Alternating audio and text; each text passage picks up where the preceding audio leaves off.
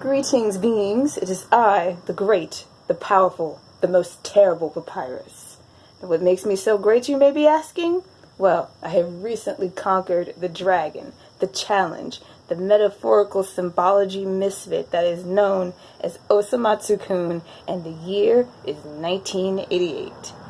I have survived it without getting one seizure, one heart attack, one panic attack, or any of other associated dysfunctions that might come with watching a series as disoriented and as disfigured as this one.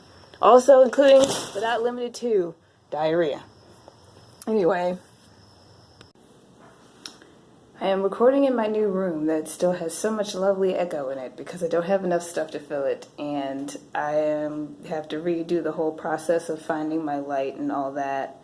And maybe get another lamp because this light isn't all that great for what I'm looking at right now.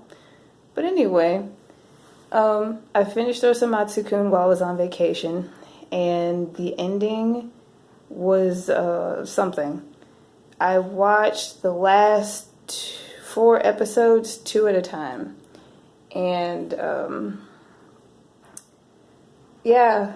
The ending wasn't as gay as I hoped it would be, but I feel like the series was very non-dedicated to something that we would consider a theme these days.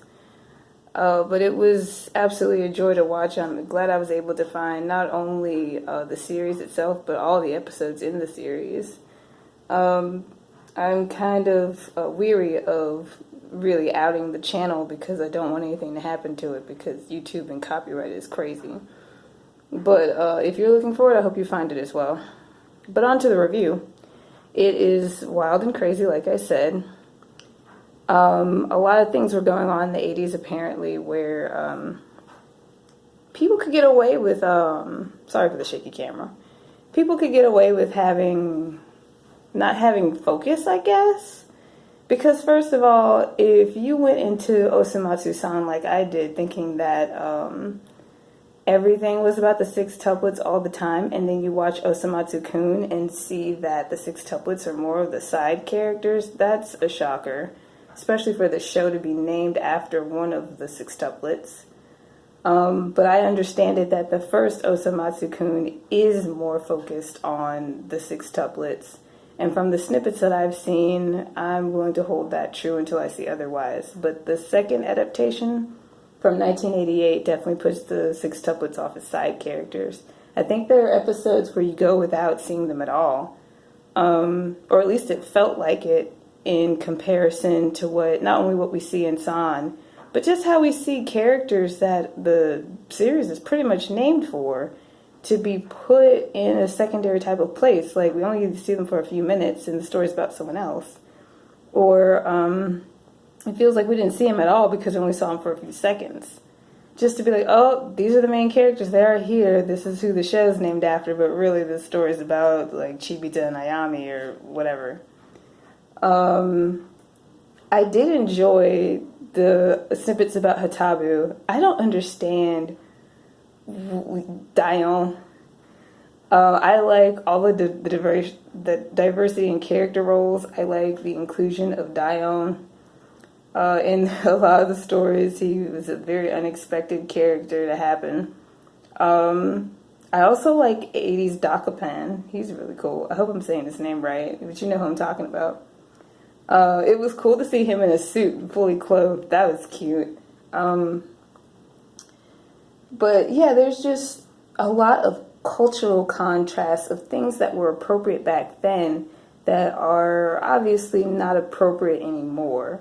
There are some things that are still acceptable in Japanese culture, but as far as bringing stuff like that over to America, there are a lot of cringy moments where I felt like Totoko's age was treated very ambiguously when we're all supposed to kind of have the understanding that everyone child age is like 10. I did kind of get the gist that Totoko, in one episode they were seen in the same school, but they weren't in the same class. So I'm thinking that she's older than they are, whereas Chibita is the same age. And what I picked up is that Hatabu is younger. And the only people that really get a more consistent type of age treatment are the sextuplets. Whereas everyone's roles vary of like, there's no way you could be this young and be a nurse or a pilot or just various roles that people were put in. Ayami is an enigma.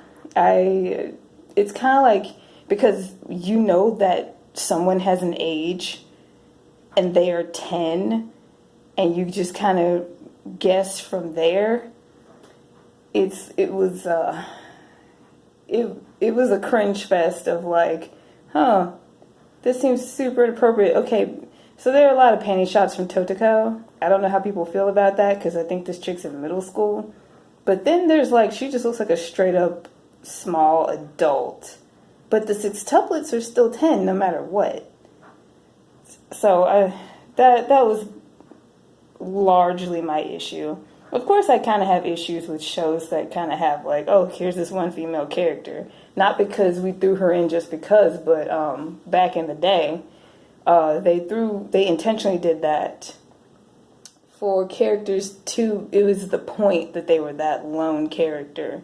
And they kind of made the joke out of that. Whereas now it's like, we just have this one bitch to tag along because we need a female character for no real reason other than like, we don't want a sausage fest. But Totoko's role was pretty clear to me. And it's kind of a thing that they did back then when they did it. But really, as far as gender goes, and binary genders, most things were pretty